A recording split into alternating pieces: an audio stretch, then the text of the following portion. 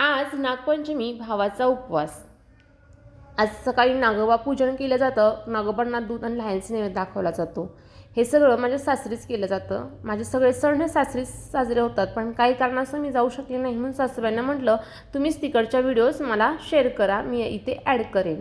मग आज उपवास असल्यामुळं आमच्या इकडे उपवासाला तळलेले धपाटे असतात, सोबत दही भात आणि काळ्या हरभरा वाटणा याची आमटी आणि उसळ।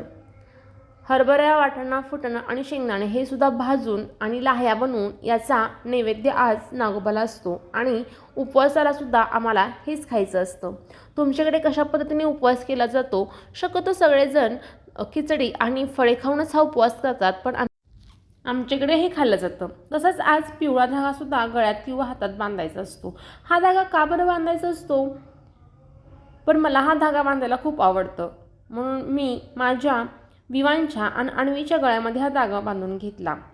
तुम्हीही बांधला की नाही हे नक्की सांगा।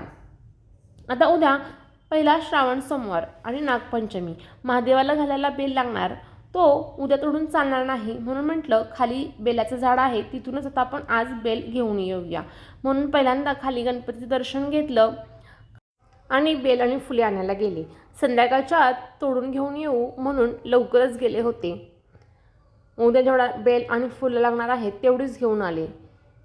आणि हा छोटासा व्लॉग तुम्हाला कसा वाटला कमेंटमध्ये नक्की सांगा। आवडल्यास लाईक शेअर सबस्क्राईब नक्की करा। चला भेटूया पुढच्या व्लॉगमध्ये। Bye bye.